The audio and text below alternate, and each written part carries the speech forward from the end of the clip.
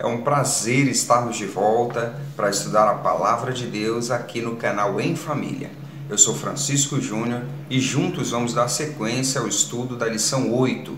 Hoje é terça-feira, 15 de agosto, e o título da nossa lição, Discurso cheio de graça que edifica a unidade. Oremos. Pai amado, te somos gratos pela vida, por estarmos aqui para estudar Tua Palavra juntos, meu Deus. Abençoa-nos com a presença do Teu Santo Espírito e nos dá entendimento. Te oramos em nome de Jesus. Amém.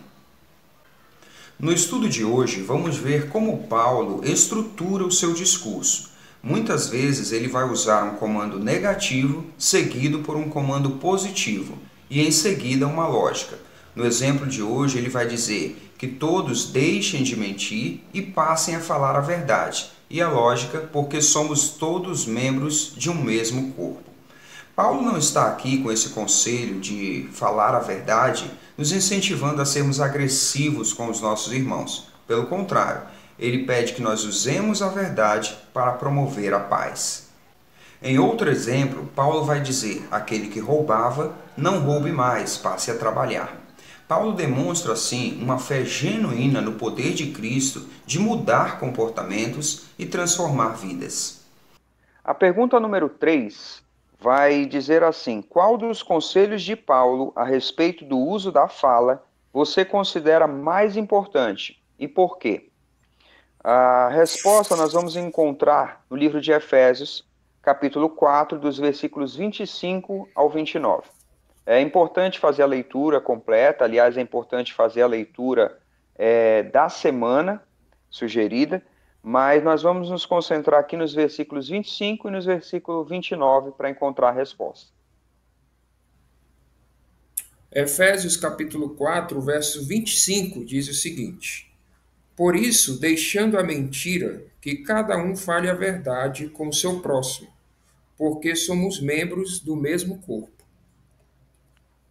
O verso 29 diz o seguinte: não saia da boca de vocês nenhuma palavra suja, mas unicamente a que for para edificação, conforme a necessidade, e assim transmita a graça aos que ouvem.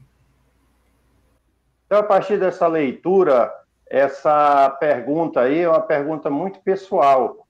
Você tem os textos e nós gostaríamos que você escrevesse aqui nos comentários a sua resposta e o porquê disso. Vai ser importante. É algo pessoal, você opina aí e nos ajuda a compreender melhor esse tema.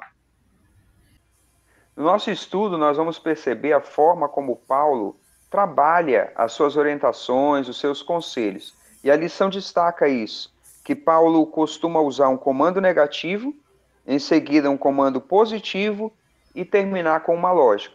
Ou seja, ele diz para nós o que nós não devemos fazer, como nós não devemos nos comportar, em seguida o conselho do que deve ser feito e termina com um princípio, como é o caso aqui da mentira, do roubo, né? Ele dá o conselho do que não se deve fazer, em seguida o conselho de como nós devemos agir. Interessante, né, Júnior, que dentro dessa estrutura que Paulo usa, a lição ela destaca o verso 25 que nós lemos aqui, né? Dizendo assim: a exortação que cada um fale a verdade não é um convite para confrontar os outros em uma recitação agressiva dos fatos. Então, quando ele diz assim, que cada um fale a verdade com o seu próximo, porque somos membros do mesmo corpo, ele tá querendo dizer que, ao falar a verdade, você não deve constranger as pessoas, né? Colocá-las em situação de vergonha ou de desconforto, porque lembrando que nós estamos falando aqui, né, num assunto mais amplo da unidade da igreja. Então, nós estamos cultivando princípios que vão fortalecer essa unidade. Então, a verdade aqui, ao falar a verdade, deve ser única e exclusivamente para a edificação da igreja, para levar a paz, a conciliação, né? Então, é nesse sentido que Paulo está falando aqui também, né? E, Alexandre, isso é importante, essa tua colocação, porque a tendência humana é querer ser juiz dos outros, é querer ser referência para os outros, e a nossa referência é Cristo. Me lembro de uma vez que o apóstolo Pedro perguntou para Jesus quantas vezes se deveria perdoar as pessoas, e ele sugeriu que 7 seria um número ideal, e Jesus vai dizer, não, Pedro, até 70 vezes 7. Ou seja, nós devemos estar na posição de acolher, de receber, de perdoar, de edificar, com o propósito de unir o corpo de Cristo. Então, outro ponto a ser destacado na lição de hoje é a questão da raiva, da ira. Paulo já tratou disso no capítulo 4. Diz o autor da lição, ele baniu a ira e o discurso inflamado. Mas ele também admitiu a possibilidade de raiva. Quem de nós, seres humanos, tem algum problema, mesmo dentro da igreja? E ele nos exorta, se ficar com raiva, não permita que ela dê fruto no pecado desenvolvido. Então, resolver problemas, nós somos chamados a resolver com nossos irmãos, orientado pela palavra de Deus, qualquer problema que existir entre nós. Em outras palavras, né, pai, evitar de se estender os problemas, né, como o senhor falou, resolvê-los da melhor maneira possível, né? Porque às vezes nós temos desavenças, isso é normal, o Paulo está dizendo aqui, é normal que fique irado, mas que não deixe isso dar frutos, que não se estenda, né, que se resolva da melhor maneira possível. Na sequência, Paulo vai falar sobre o poder de Deus para transformar as vidas.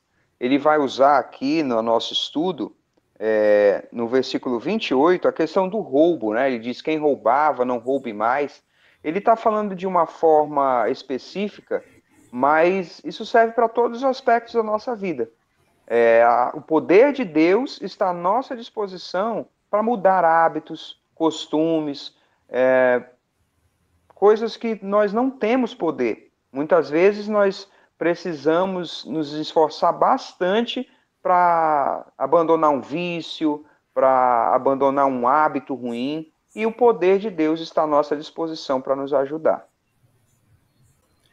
Dentro dessa linha que tu estás falando, Júnior, a lição ela até destaca, né? Porque nós estamos falando, destacado aqui nesse dia, a fala, né?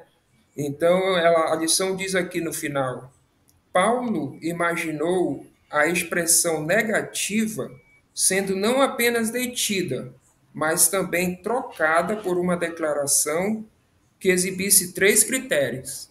Então, ele vai destacar, dentro dessa transformação, da fala, no caso aqui, né, 3 critérios que nós podemos usar para filtrar as nossas palavras. Ele cita aqui, a primeira é boa para edificação, é o primeiro filtro, né? O segundo, conforme a necessidade, e a terceira, que transmita graça aos que ouvem. Então, dentro desses critérios aqui, nós podemos seguir, né? Seguir a nossa fala, o que nós falamos, o tempo que nós falamos, o modo como falamos. Será que isso vai edificar, vai ser bom para a edificação, vai ser boa para a união? Então, tudo isso nós temos que avaliar na hora de falar as coisas, né? Estudar a palavra de Deus é muito bom, né? Olha só, se você gostou desse vídeo, não esquece de curtir. Você também pode nos seguir nas redes sociais e se inscrever aqui no canal. Não esquece de ativar o sininho para receber as notificações. Nos vemos na próxima lição.